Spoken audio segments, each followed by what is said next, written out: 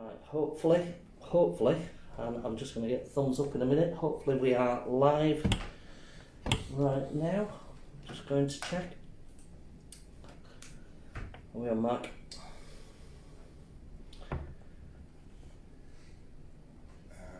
Yes, we are live because I can see that somebody's just joined us. So, Mark, thanks for joining us on the Huddersfield Town Family Group. It's really great to see you, and I know it's in response to the ATT that we had a few weeks ago, where a few of us were there, and you were quite keen to look at how you could address some of the communication between and interaction between yourself and the fans and the club and the fans, and it's really good to see you here and to do this Q&A with us. So thank you. Very welcome. Very welcome. So the format will be is that we'll see some questions that are coming through. We'll relay those questions to you, and then you just respond, and you just kind of like respond to us. It'll be either myself or Mark here that asks you the questions. Sure. So I'll without further ado, I'll start things off. So Mark, tell us a little bit about yourself and how you came to be at Huddersfield Town. A little bit about myself. Well, I'm far too old to give away my age, but I'm getting on for 58. Worked in football for about 25 years now. My first job in football goes all the way back to Watford, which were a day I'll always remember, because within half an hour of joining Watford, my wife rang me to tell me that she'd gone into labour, so I then proceeded to have a week off following the birth of our son. So as I say, worked in football for 25 years. Most recently, and prior to Huddersfield, I took a spell in Ireland with the who were then the League of Ireland champions, Dundalk, and before then I'd had 7.5 years with Brentford. So I've got 2 kids. Son's a paramedic, so he's been busy this past 14-15 months, and my daughter, for her sins, is in social media, and so she's always given me a little bit of advice from her point of view about things to do with social media. I can imagine. So actually, you mentioned there that you were with Brentford for a while, and I think probably a lot of people already know that you were with Brentford. But how did you find that, and how did it come about between from going from Brentford to here? How did that all happen? Joined Brentford back in 2011. They were a League One club at the time. The manager was Uwe Rosler. They were obviously at Griffin Park. Things obviously have moved on a pace for them, both on the field and obviously having moved into a new stadium as well. I left there at the end of 2018, I think, 2019. I was offered a role over in Ireland with, as I said earlier, the League of Ireland champions, Dundalk. I've got Irish heritage. My father's from Ireland. I actually thought it would be a really good, getting on for 8 years, I thought it would be a really good opportunity for me to move out of my comfort zone a little bit and go and see what Ireland was all about. Dundalk are owned by an American group. It's fair to say that it's a lovely country, enjoyed my time over there.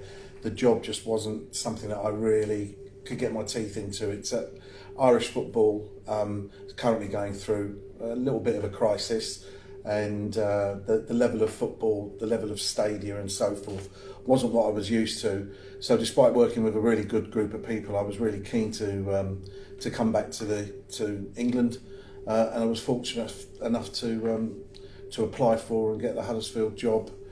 And I joined Huddersfield back in January of last year, so I've been around now for about 13, getting on for 14 months really. So when, being really honest about it, I mean, Huddersfield, I had to consider the distance away from home, but Huddersfield's a big club with a rich history. It recently been in the Premier League. Obviously things had changed. There'd been a new ownership in place. Phil had been chairman, I think, for about 6 months, and I saw a real opportunity to join a big club and a big challenge, but particularly one that had obviously had kind of was having some tough times. The second year, obviously, in the Premier League, and the first year back in the Championship were really tough off the field, and so I just saw it as a great opportunity to work for a big club with a great support, and to try and do my bit with the rest of the team to see what we could do about changing the club's fortunes and pointing them back in the opposite direction. Brilliant.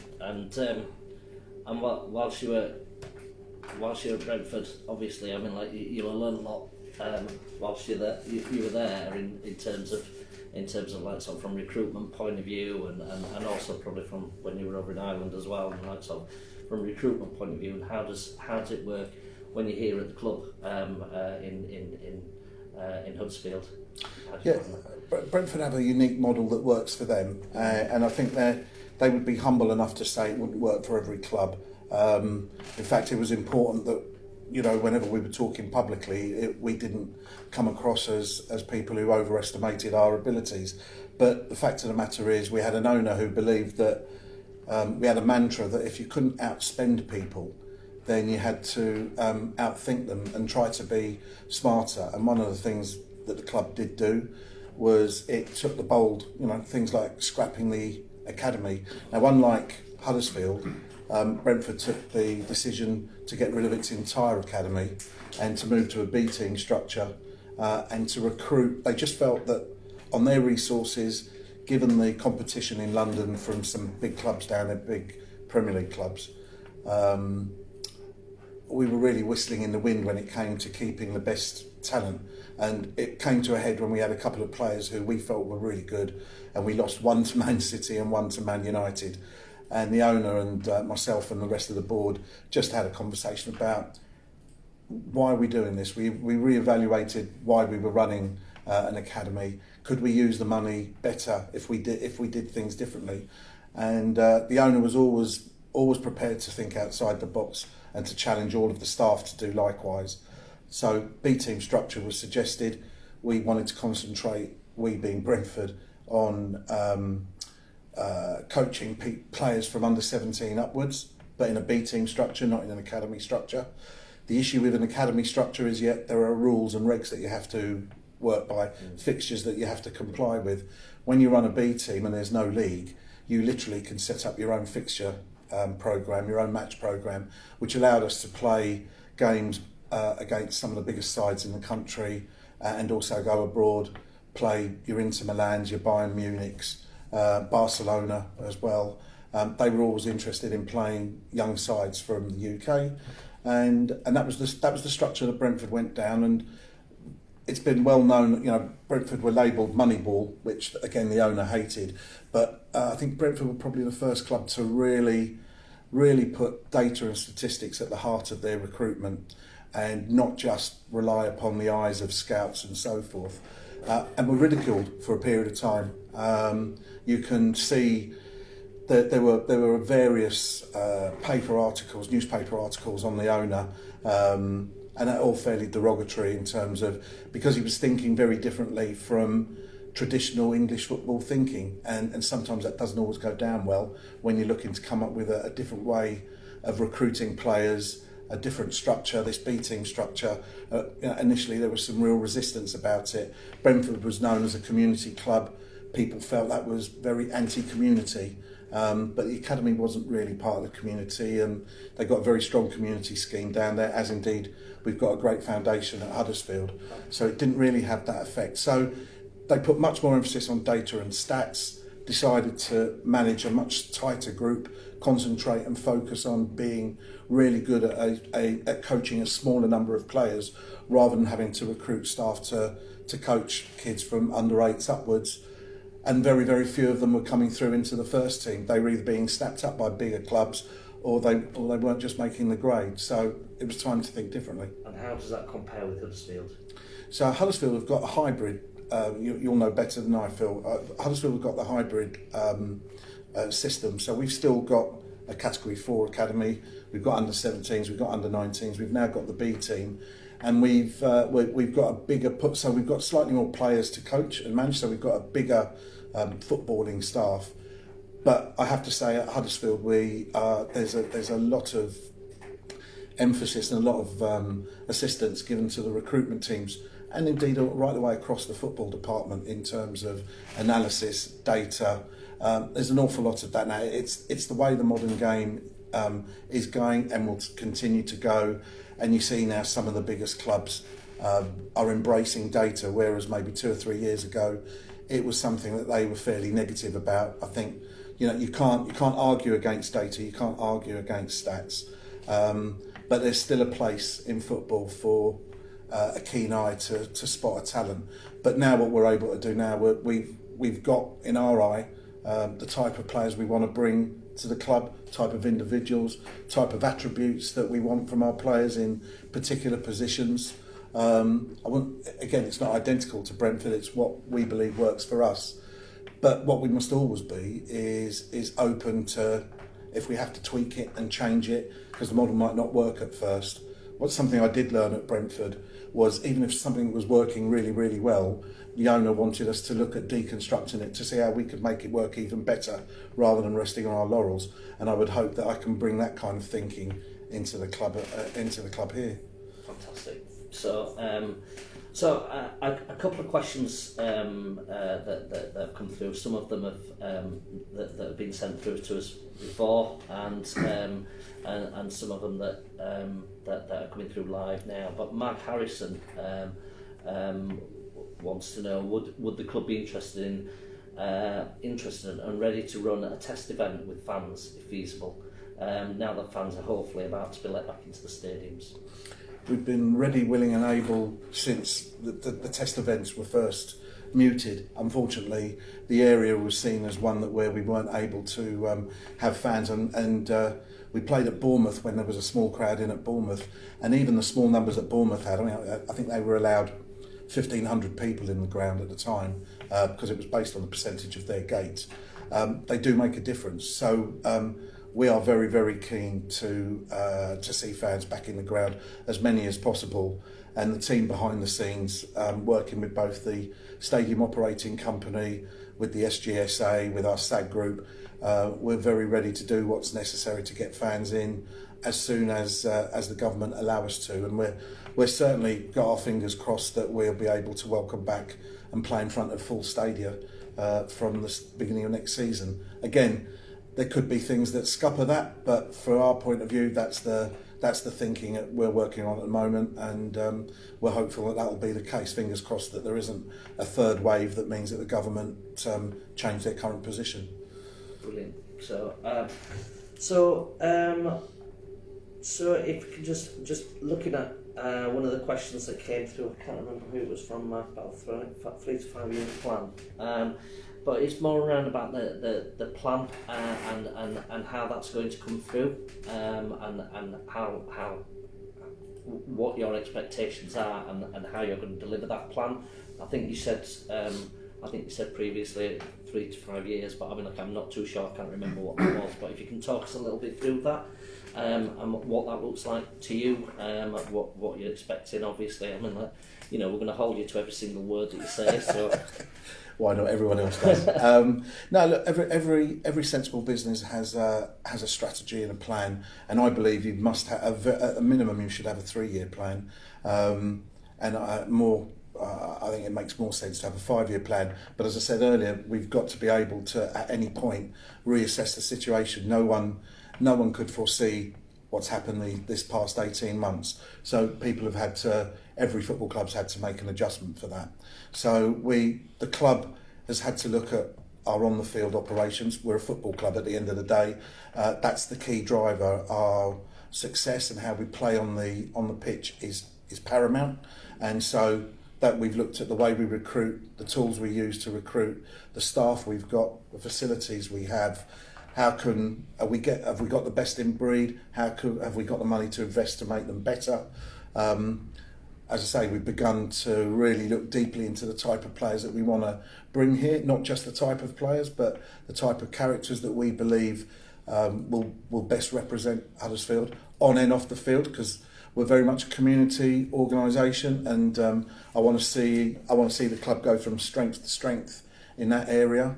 So we want to bring players in that understand their responsibilities to the club, both on and off the field. I've already talked a little bit about how the specialists on the football side have identified the key attributes they're looking for players to bring into positions all over the field.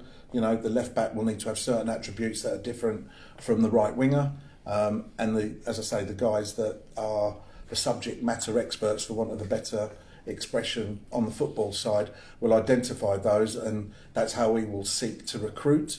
But again, there'll always be a time an opportunity presents itself, and we might deviate away from that if we think it's right. If the head coach is looking for a slight change, then you know we're looking to support him wherever and whenever possible. Off the field, we've got to improve. You know, we've got both in the way. I think we've got a fantastic customer service arrangement here. It's won awards. Our ticketing team are highly thought of, I know, from reading bits and pieces from supporters. We need to continue that and improve that. We need to look for technology to improve how we can be even smarter with ticketing. Indeed, with our commercial output, we need to generate more revenue commercially. We need to make that more profitably. I'm sure every football club is looking at that, and I'm now asking a relatively new commercial director to come in quite difficult circumstances against the backdrop of an economy that the experts say won't recover fully for maybe 36 months. You know, maybe it take 3 years for the economy to improve. But with the right mindset and with the right people, they won't allow that to hold them back in trying to achieve the uplift in revenue, the number of commercial partners we can develop. The right mindset will help us achieve what we need to achieve. How is it we talk to our commercial partners? How is it we talk to our fan base? How do we continue to build our fan base both locally, not so locally, even internationally? Those 2 years in the Premier League have given us a base to work upon. So what can we do in terms of our marketing, our comms, to be better and to attract more fans, to have whatever their interest level is in the club? And it might be people who are season ticket holders, it might be people who can only, for whatever reason, come and watch us once a year, or it might be someone abroad who just watches us on iFollow and buys a shirt from the club. They're all supporters, and we need to understand how we can engage better and build those numbers.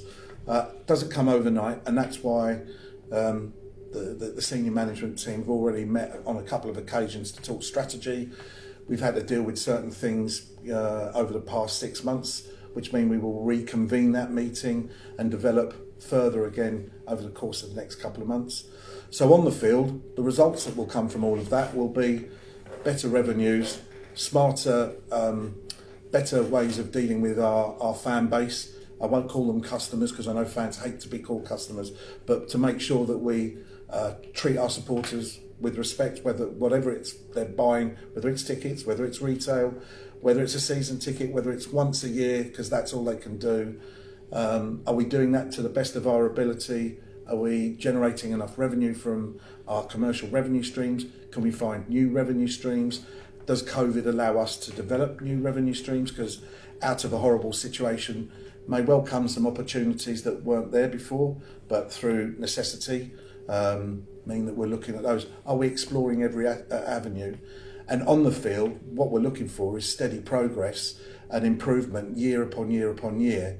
And I'm very aware that my 3 to 5 years, competing at the top end of the championship, maybe wasn't the big selling point fans wanted to hear. They'd much rather hear that we'll be in the Premier League in 5 years' time.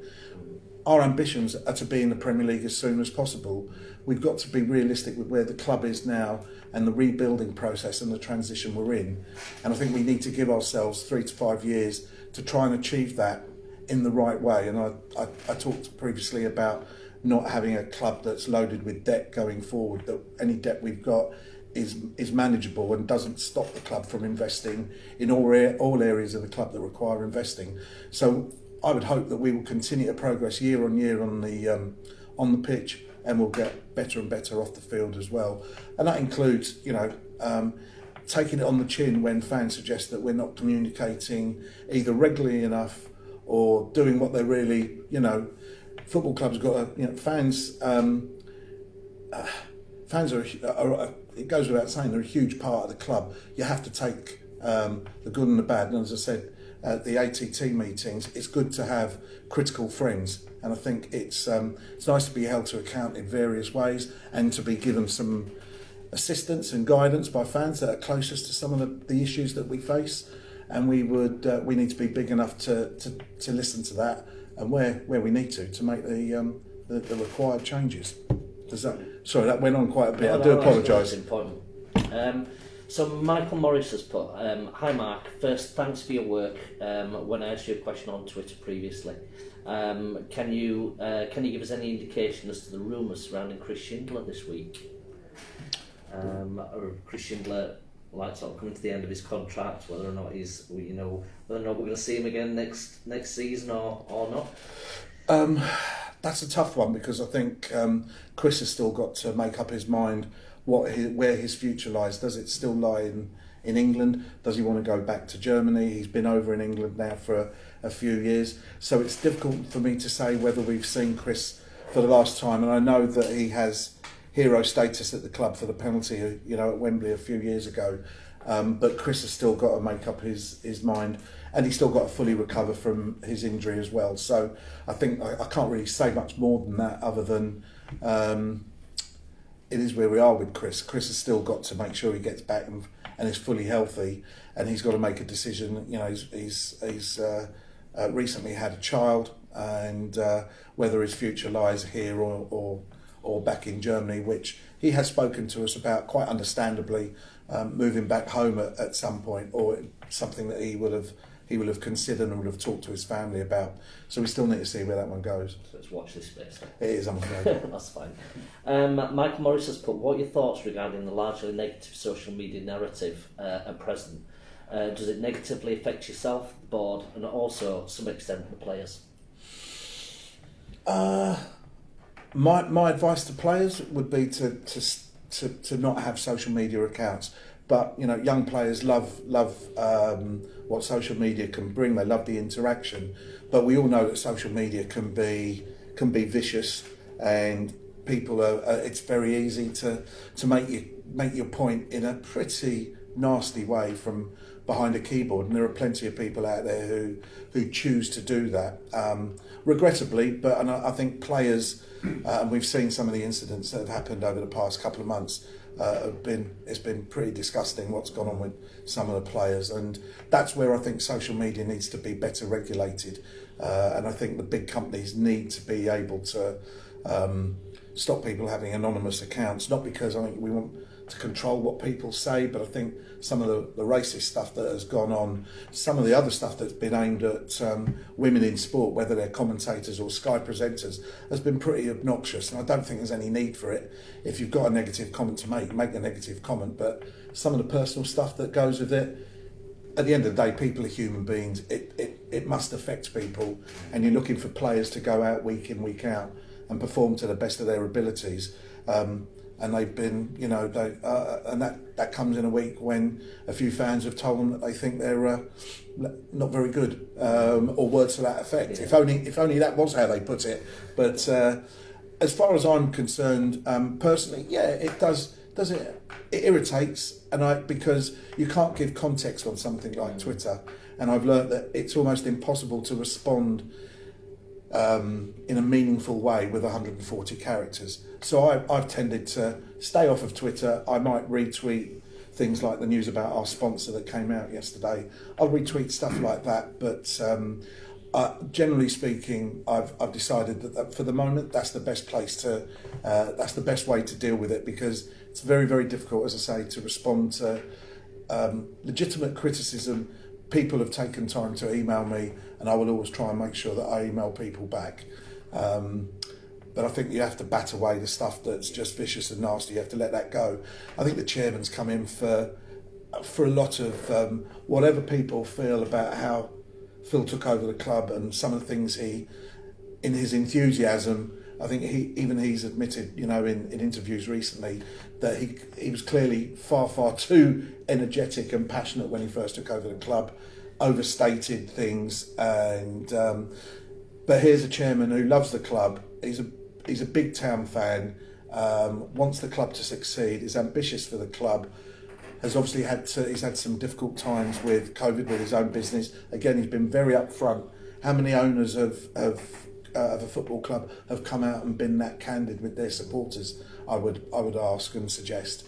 So I do think that it can be a nasty, vile place at times, but it's also very helpful. I still get messages that give either good ideas for us that I take back to the team back in the office. Stuff like that is great, and that's when social media is at its best.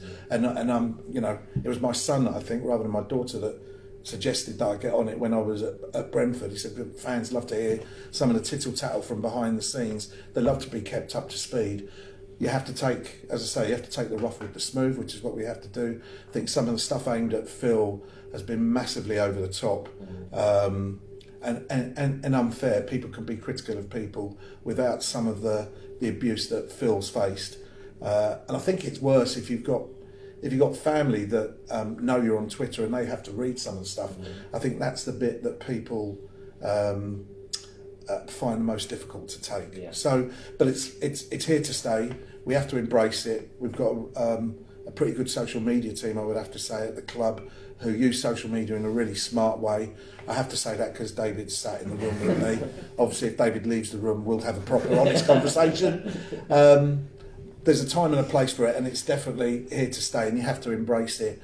But it does come with some negativity, I'm afraid. Yeah, and to be honest, I mean, my hat's off to you and Phil and the rest of everybody who receives some of that abuse. I just think how you conduct yourselves, I think is just commendable. So. Hey, look, we've only scratched the surface of some of the stuff that has been aimed at some black players, and as I said earlier, some of the stuff I've read about female presenters from Sky or female presenters, reporters in football, has been really, really disgusting, and I've not had to put up with anything like that. So the last thing I want to be is a bleeding heart here, but I just think all of it, whether it's involved, fans at Huddersfield, or whether it's the wider misuse of social media, it's been a shame, but it can also be such a power for positivity as well. Absolutely. So a question that's come through from Steve Brailsford. Are there any chance of the players and or coaching team not fluent in English? I remember when Ramadan Karbit and Benza were having lessons when they joined. Just an update, please. Most of the players, I'm looking at David here to say, most of the players are pretty good with English. It's guys like myself from London that I believe most of the supporters struggle to understand. But I'm thinking through the squad now, when I've spoken to Bakuna or Isaac or any of the guys, their English they can make themselves more than easily understood. It may be a little bit broken in places, but we always encourage them, and we'll always make lessons available to them. But generally speaking, most of the team are pretty. Their command of the language is pretty good. I think the hardest to understand for me is the manager, because he speaks so fast. Yeah, he does speak fast. I don't know how the players understand such technical instructions when it's coming out. He does. He manages to get his message across. But you're right, and he uses phraseology that we wouldn't use. He uses words in a way that we wouldn't put them in a sentence. But I think the players feed off his enthusiasm and his passion, and I think they're getting used to it now. But if you imagine how fast he speaks to us and we struggle, you can imagine what he thinks when we're talking to him, because you can see him trying to understand us from times as well. So from a language point of view, there are no barrier issues as far as I'm concerned. Fantastic. Jack Matthews has put, how many players we're looking at recruiting this summer if we stay up? How many of those are already lined up? The earlier the better. The earlier the better, based on past experiences with Wagner. So, what are your thoughts on that? I mean, it's difficult for me to go into numbers. Are we already looking at players and having players lined up? Yes, we are looking at players. It would be naive to wait till the end of the season to then start your recruitment. The comment about the earlier the better, I couldn't agree with more. The earlier you can get your recruitment done so that the manager has maximum time over pre-season to work with his squad, the better. nothing would give me greater pleasure than being at home with my feet up on transfer deadline day, because transfer deadline day is notorious for some really bad decisions being made. And I'm not suggesting Huddersfield have done those, but you only have to look at documentaries. There are some good cases of some really poor decisions, or decisions where you overpay because people know there's a deadline at 11 o'clock and everyone's trying to put one over on you, and when you're in a negotiation, if they've got the upper hand, then people generally, particularly agents, will squeeze very hard every pip, and you're trying to appease the fans, you're trying to bring players in, you're trying to do the right thing, and you have to be very careful. So I personally hate transfer deadline day, would love that we are nowhere near it. The sooner we have our recruitment, our new players in place for next season, the better. And I always say the target has to be that they're in place pretty much within a week of the players coming back for pre-season. The first few days of pre-season are slightly more technical. People are catching up on, they're going through some individual testing, but you want the vast majority, if not all of your squad together. And that's a real ideal world scenario, because sometimes players that are available suddenly aren't available because either the players change their mind, the agent's basically playing silly buggers and trying to squeeze you for a little bit more money, or is trying to use you to get the player to actually go somewhere else. There's lots of fun and games go on, and it just gets worse the closer you get to transfer deadline. So the short answer to your question is there will be new players coming in next year. There's going to be ins and outs, as there will be at every club, and the recruitment team are already on to looking at the players we'd like to bring into the club and working hard on that. That we're leaving in the hands of our capable specialists who deal with that. Just leading on from the transfer then. Question from Matt Shaw from the Takes a Chance podcast. But to be interested to know what Mark's take on the new transfer rules as of 1st of January, and what new markets are we currently exploring. It now seems easier to get permits for instance, South Americans and Bundesliga 2 players. So are these markets that we're continuing to sort of look to explore? I think we will not be the only ones looking at the new markets that the Brexit rules have opened up to us that previously we couldn't have brought in. If I tell you that at Brentford we were looking at once at bringing in a player from South Africa, and the rules meant that unless we were offering the player at the time £29,000 a week as a minimum weekly wage, there was no chance of him getting a work permit. So believe me, that wasn't wages that Brentford paid anything near in those days. So there were all sorts of rules that meant that smaller clubs, and Brentford will always accept that they're a smaller club in the Championship because of the size of the fan base, yada yada yada, made it really difficult. So the Brexit rules haven't helped. They're going to push the value of English players up, but they are going to open up markets that previously weren't available to us. And I would be lying if I said we're not looking already in those new markets where we might be able to exploit the new rules.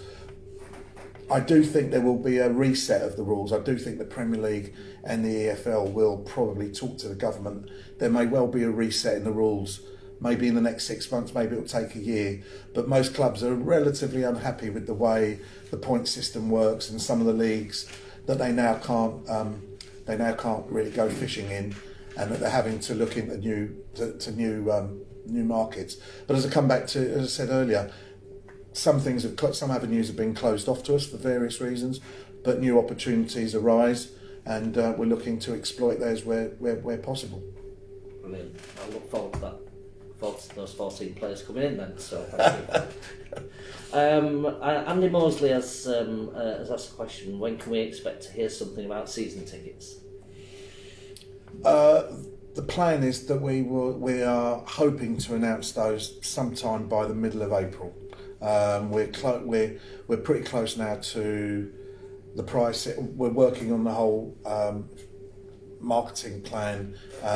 Pricing is pretty much put to bed and has been through the financial models. So there's just some last minute tweaks.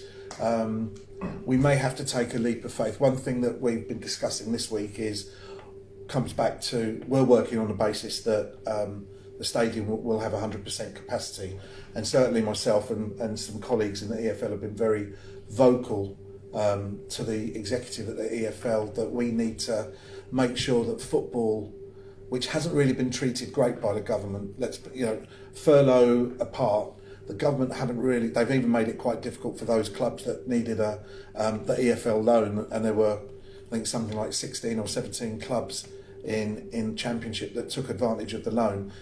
Something that should have been fairly simple meant that EFL weren't able until last week to write to the clubs to say that loan was now available to them, because the government had introduced some rules that had made that a little bit more onerous on the clubs. And they have been, in my opinion, they've not been helpful. Given that clubs have run test events, there are a number of stadiums, including our own, that have been a huge part of the vaccination programme and blood plasma programmes.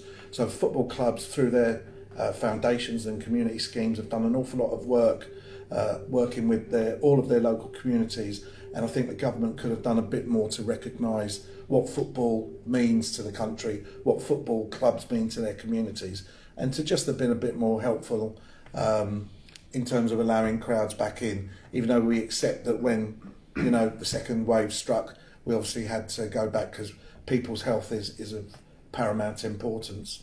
So that's where we stand with that. I've gone off on a track on that one, but so season tickets. One of the things we're a bit concerned about is how do we communicate with fans. We obviously want fans to buy season tickets as soon as possible. It'd be silly of me to suggest anything else. That, for some people, that'll be easier than others. But we also need to understand, what do we need to communicate to fans should the government decide to change the parameters again and suddenly say that we can only have a percentage of the stadium open, or should there be a third wave and they shut it down again, as they've done previously until recently. So we're trying to think of the best ways that we can incorporate that into the message that goes out with our season tickets. So fans can expect something from us by the middle of April, all things being equal. Okay, thank you for that. Right, okay. Steve Brailsford, are there any... Oh, I think I've already asked that question. Sorry about that. Just bear with me a second. I think one of the questions that we were asked was around around the players that are lined up. We talked about that a little bit, and we talked about the recruitment team. They still have the sort of recruitment team meetings as to decide the types of player we want, and because there's a question from a chap called Dev Cox via Twitter, and he stated sort of in the past 10 seasons we've pretty much had a negative goal difference, I think, in all bar one or two of those seasons, and to many we've for quite some time we've not had those out and out 20 plus goal scoring type players. And is there a team of people that kind of decide the type of striker that we need and the type of player that we need? Because for quite some time we haven't had those prolific goal scorers to come into the club, and the question was sort of who makes those decisions. Is it a group, or is it just the manager that determines the type of player that he wants? So we work very much on a group basis here. So it would be silly if the head coach didn't have a significant say in that. So the head coach the pattern of play, the style of play that Carlos means that we need people to be certain kind of athletes, to do certain things that Carlos wants them to do from front to back. And that includes what your goalkeeper is able to do right the way through all aspects of the field. So, but there is a group, the recruitment team obviously involved in that. There's a group, it's about 6 or 7 people that will all have their input into it. Some have more input because I think we have to understand certain people have their skill sets are on the field. They have got the eye for looking at those kind of players. There'll be those of us there that are there to challenge some of the thinking. So there are group meetings, and that's how it's done. But it's really based on the style of play that the head coach wants to see and wants to take out onto the field. And as I said earlier, we sat earlier in the season. We talked about the kind of attributes we were looking for players in a in a number 6 or a number 10 or a number 8, and that allows the recruitment team to go to those markets, allowing for the budgets that we've got in place for them to to utilise, to go and look and come back with a series of players. And actually some of the stats work and data work that they come back with is pretty progressive, and the recruitment team will present a number of players, and the stats and video clips and everything that we get on those is really comprehensive. Not to say that we're perfect at it, and we're always looking at new technologies to help us in those areas, because I think that's where we want to be innovative. What will also bring us the marginal gains. Whether it's people have free kick coaches these days, they have sleep coaches, they have throwing coaches, things that 5 years ago people would have been laughed at in a meeting if you were suggested doing that. But anything that we can do that can bring us marginal gains as a team and then as individuals, we will look at. And that comes back to the marketplace that we're looking in, the new markets that have opened to us. Do those sort of players exist in that area? Are they the right characters to come to? Because you want people that come here to play for this club. You don't want to come in here just to play in English football and pick up a wage. And so trying to make sure that we do our right research into the type of characters that the players that are being put in front of us is also key. So there is a team of people, the specialists deal with that. You'll be glad to know that that's not the domain of people like myself. I might have an opinion on certain things, but mine will be much more budget orientated and understanding how we're going to utilise monies that we have available to us and in what way we're going to utilise it, as opposed to my opinion on what makes a good centre forward or a good right winger. The two latest additions that we had then, Sonogo and Niassi,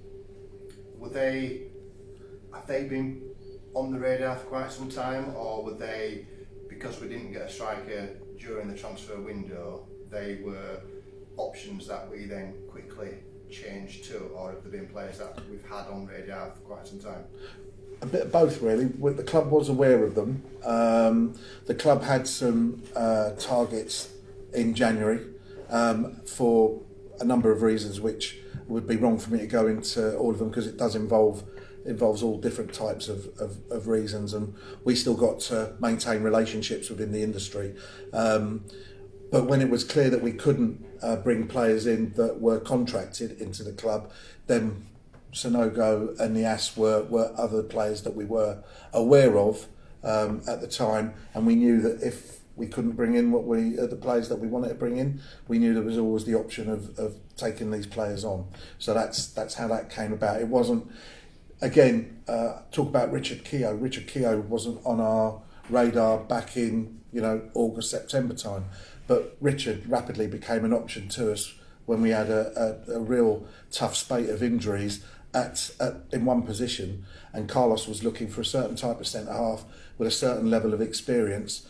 Richard was very keen to come into the Championship and to step back up into an arena that he's played in for a good number of years for a variety of clubs, also as an international, and we were delighted to be able to pick him up. But that was just something. It was an option that came available to us based on the fact that we'd had this horrendous run of injuries at centre half.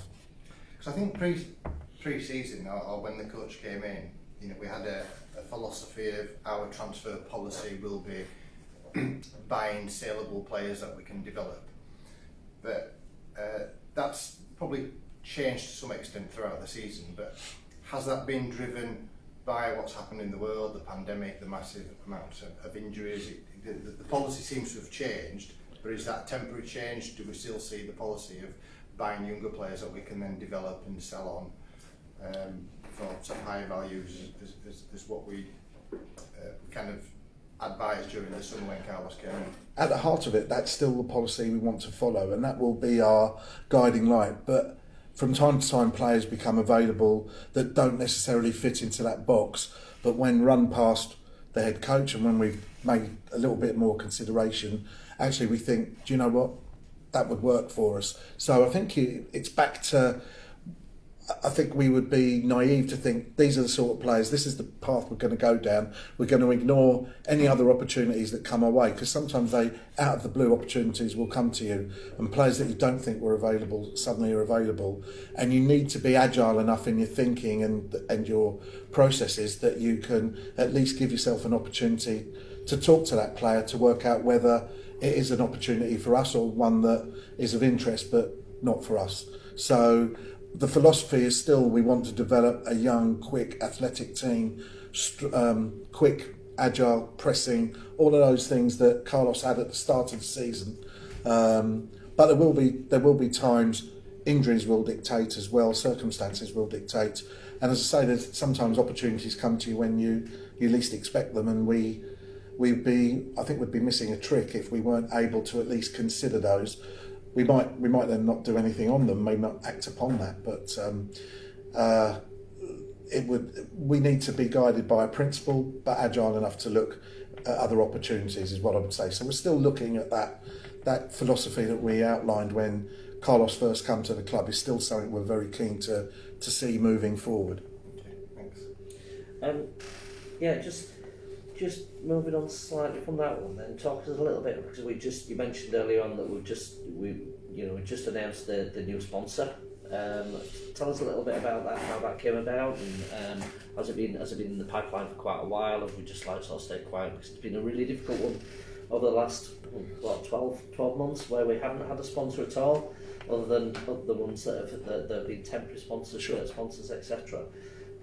So if you can just tell us a little bit about that. Thanks. A little bit about that. So our previous sponsor was Paddy Power, and great brand to work with, but it was a tough relationship in that unfortunately we got involved in a promotion which did Paddy Power a lot of good, but I would suggest that probably didn't work to the benefit of the football club. And I don't think it's a secret that we were fined £50,000 by the FA for wearing the sash style logo in a pre-season friendly a couple of years ago.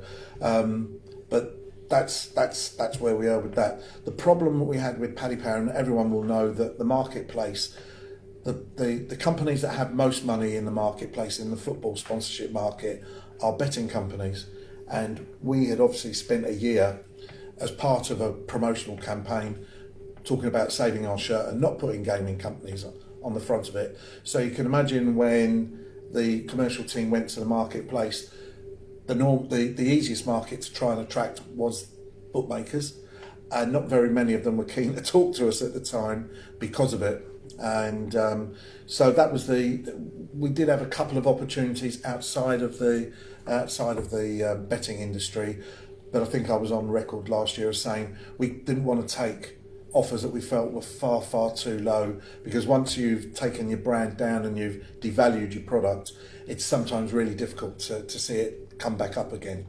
So we took the decision to go with local companies and to offer charities the away shirt. It was something that the chairman was really keen to see, and is very much part of our community orientation. Ian joined us a couple of months ago now, and he's had a really good background in commercial departments at a couple of really big clubs, one of which is Derby County. He'd also been with Leeds United, and he's got a number of really good contacts. Sorry, I didn't mean to swear, but and he's built up, as people do, really good stable of contacts, and he made a few phone calls. It's fair to say that I was keen for us to explore the possibility of not having a gaming company on the front of the shirt, mainly because I think the government and regulations are going to drive us down over the next 2, 3, 4, 5 years. We'll probably see betting treated a little bit similar to tobacco, and making it much more difficult for betting companies to put their names on the front or back of football shirts. So Ian went to the marketplace. It was his number one. I'd given it to him as his number one. He was working on it before he even joined the club. He was already putting phone calls into contacts that he'd had previously when he was working in football. And I just said to him, your priority is to get us a shirt sponsor And in an ideal world, because we know there's going to be probably half the championship in the summer looking for front of shirt sponsors, ideally, let's try and get it done before the end of the season. And he had 3 or 4 really good conversations. He's worked with Utilita in the past, made some contact with Utilita, and it happens that Utilita are really keen to partner and push their product in the Yorkshire area. It's already a very big market for them, and they were keen to talk to Ian. So it was good that Ian had an into them with some senior contacts. It also happened that they were, we caught them at the right time. They were looking to really do some work in Yorkshire. Huddersfield was presented to them as a proposal, and it went through really quickly. Ian worked really hard to get that over the line in almost record time. To be honest with you, I couldn't imagine that we were going to be in a position to announce that before the end of March. And the fact that we've done that, that's a very, very big tick on the box. While Ian is also looking at other revenue streams, how we develop a whole new partnership portfolio and a way of doing business going forward. So it came about. One, we were very lucky to bring in a guy that had some really good contacts. We were keen to explore the non-betting market, whilst accepting that the big money is to go with a betting company. And I'm not going to sit here now and say that we won't partner with a betting company. We may well end up with an official betting partner. It is one of the things that Ian will look at, but it's unlikely that they would feature on our shirt. It means that having a non-betting company means that the kids' shirts all have exactly the same logos on. We know that kids love to wear exactly what the players are wearing, and that includes the sponsor. And the new relationship with Utilita will allow us to do that. It's given us some longevity. It's a 3-year deal as a minimum. They're good people to work with. I know them from my days at Brentford, so I know the senior people there. So it all came together. It was almost like a perfect storm, and Ian was able to work hard with the guys at Utilita, who were really keen to partner with the club to get it through in almost record time. They were keen to work with us, we were keen to work with them. It just fell into lap. So that's why we were delighted to be able to make the announcement so quickly. What I really didn't want us doing was joining the rest of the championship, the other, as I understand it, 11 or 12 championship clubs that are probably going to be out there looking for a front of shirt sponsor in what is still a really difficult marketplace. I think that's what I was going to say. Is it a difficult time to actually to be getting shirt sponsors at the minute? Full stop. So for any club. So. Yeah, no, difficult but not impossible. It comes back to you've got to have some positive thinking. Huddersfield still, yes, the fans will tell you they're closest to it. We've had a tough couple of years, but it's still a big brand. Yorkshire is still an important part of the UK to do business in, and it means that with the right research, you need a bit of luck as well. You need to get people at the right time. There's no reason why we can't achieve our commercial aspirations, but it won't be easy, and no one should be under any illusions that a lot of companies in the UK they've had to downsize during COVID. And having downsized, they're not necessarily that keen to be putting their money into sponsorship of any nature, whether it's sporting or otherwise. They have to balance up the morality of that as well. Okay. So just one final question before we kind of start wrapping things up then, Mark. So this is from Michael Morris, and it says a bit of a strange one, but are you able to give us a little bit of an explanation of a day in the life of a CEO of a football club? Day in the life of CEO. So my job is really to. We've got a really good, in my opinion, a really strong management team who run the club on a day-to-day basis.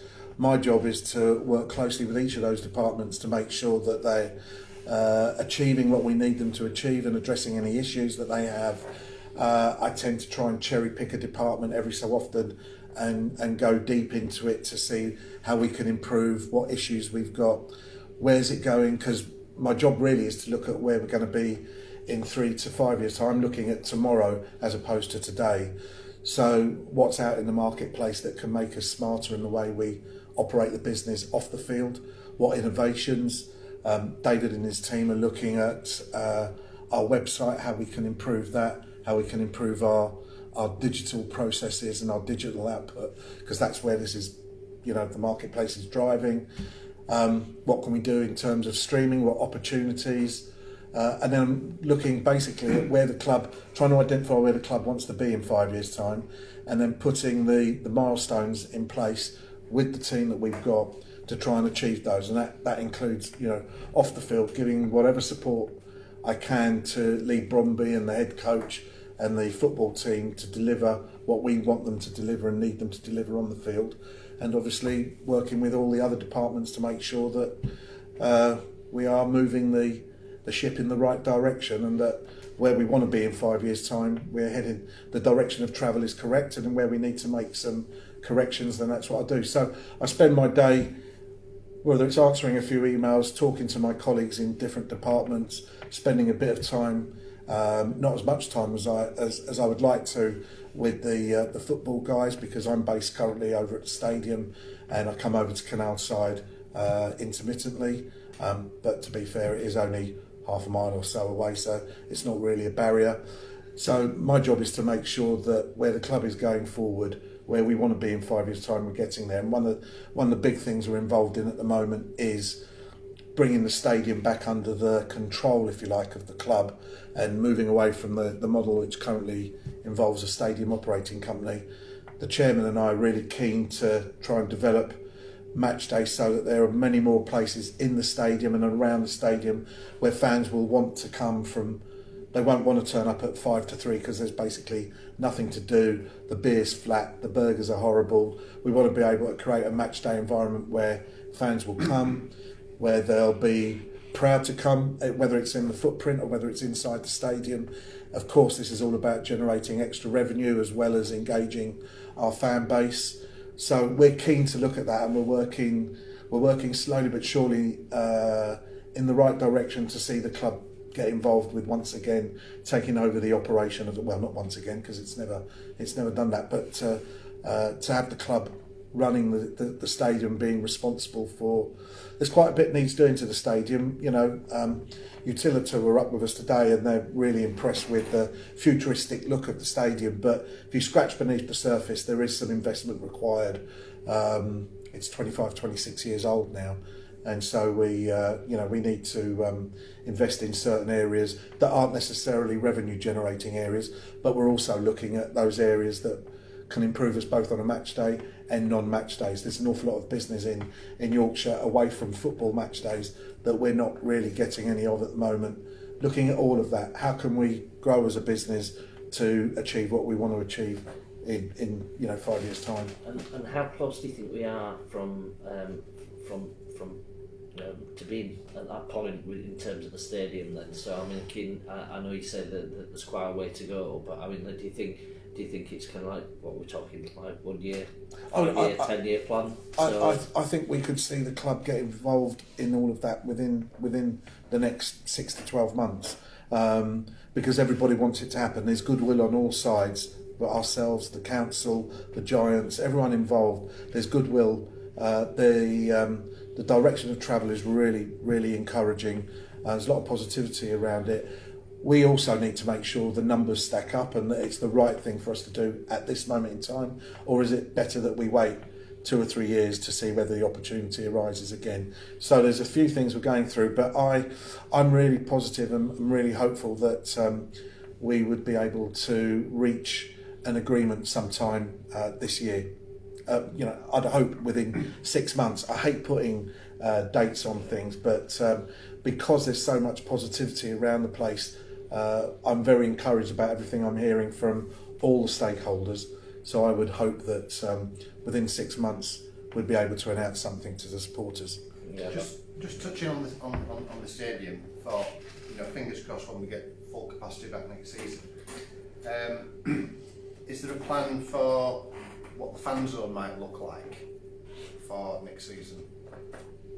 So I think we all appreciate that the fan zone we had last year was better than not having a fan zone. That I think there's pretty much an agreement it's in the wrong place. So there are some ideas around the club in terms of what we could do. What we need to do is we've brought the catering. We've done a deal to try and bring the catering much closer and in-house, because we're very aware that the previous caterers weren't up to well, they weren't. We needed to work with partners who shared our vision, and clearly they didn't do that for whatever reason. I can't really comment because they weren't here, but I'm very aware of the issues we had with them, that the Giants had with them, KSDL had with them as well. So trying to create a fan zone, but much closer to the stadium, and trying to develop and build bars within the stadium itself are key things for us to look at. It's things that we'll continue to talk to the fans about. What will bring fans down a couple of hours before a game? What have we got to do? We've got the pub that's been shut down, which Green King ran. They've closed it since COVID. I understand that they're not likely to open again. That's something I'm looking to see whether that's something the club could get involved in, because there instantly is a place where fans could come to, which doesn't require a huge amount of investment, to be honest with you, but we're not the leaseholders, and so that's something else we're exploring. But we're very aware that we do need to create a better fan zone. The fan zone we had kind of served a purpose, but again, we couldn't do all the things we wanted to do there because of our pouring right agreements, previous pouring right agreements, and also the caterers were not particularly helpful. So we've got some ideas, but I think we'll also need to speak to the fans as well to understand what would bring them down. What would they be looking to do, from 1 o'clock onwards or from midday onwards? What would they like to see around the place? We may not be able to deliver it all, but it will help give us some ideas to help us shape the fan zone. I think in terms of fan zone, I mean, like when it was here at Canalside, it was, it had a really positive atmosphere and a real good buzz. So I think if there was a similar model, I'm sure most agree it was really good. I know when my kids were younger and I brought them here for the fan zone, they really enjoyed it and they really enjoyed the activities and everything. So yeah, I think if you would look at the chairman is really acutely aware of that. He's really keen to see us develop the whole fan zone concept, the bar within the stadium, because he is aware what went on at Canalside, which obviously now no longer is able to happen. So that's a real driving force behind some of this. Any more questions? Are there any plans to stream the B games, the B games live for fans to watch? I think that's absolutely that we would look to cover off via streaming our own platforms the B games going forward. So David and his team are looking at the ways we can do that. Sometimes we're hamstrung if the B team play at a stadium that don't have the facilities that allow us to stream. Then it means that we can't do it. We physically can't set that up. A point in question recently was when a team played Carlisle. The game was played at Penrith. Penrith didn't have the facilities available to us, but we want to talk much more openly about the B team. What you will see is us not talking up, but making the B team much more visible, because I think it's a really exciting, not only an exciting concept, but we want more players to be aware of it. We want our fans obviously to be aware of some of our really great youngsters that are coming through this. But we want agents, players to be aware of it. We want them to understand what they could go to Club A, but if they go to Huddersfield through the B model, look at what the B team does. Look at how they train, how they coach, facilities we put on for them. We want to make sure that we can market the B team to all of those people as well as supporters, so that we can maximise what it is we're actually doing with the B team. So I would imagine that we will be streaming an awful lot of B team games next season. I'm getting the nodding of heads from DTS there saying that it's definitely on its way. DTS, Dave will probably tell me otherwise when I get out of the room, but I do hope I've got that right. Brilliant. Okay. There is one other question that I'm just going to ask, and I know that it wasn't going to be there wasn't going to be any more questions, but Chris Rhodes just asked, and I might as well ask it there. But speaking of shirt sponsors, Umbro still the kit manufacturer beyond this season. Seem to recall it was a 3-year deal, which would be up now. What can I say on that one? In the spirit of honesty, they will continue to be our sponsor, and we will make we wanted to talk Utilita first because Utilita was brand new, and we will make an announcement about Umbro. Umbro will be with us past this season, and we'll make an announcement of that.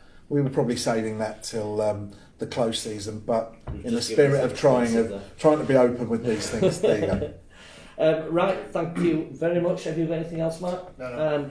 Just leaves me to just say a massive thank you for doing this. It's really appreciated, certainly by all the members on the family group, and no doubt it will be anybody else who's going to get a chance to watch this. So further down the line. So really massive thank you, Mark. I know you've taken your time out to do this, and also Dave, thank you for being here as well. So. And we're getting lots of thumbs up saying, so it seems like there's quite a few people that are enjoying it as well. So, well, that's good. So thanks again, and hopefully this will be the first of many that we do across the time, and look forward to being in the Premier League in a few years' time or well, next season. Fingers crossed. That's what we all want. But thank you for the opportunity to talk as well. Brilliant. Thank you. Thank you. Cheers.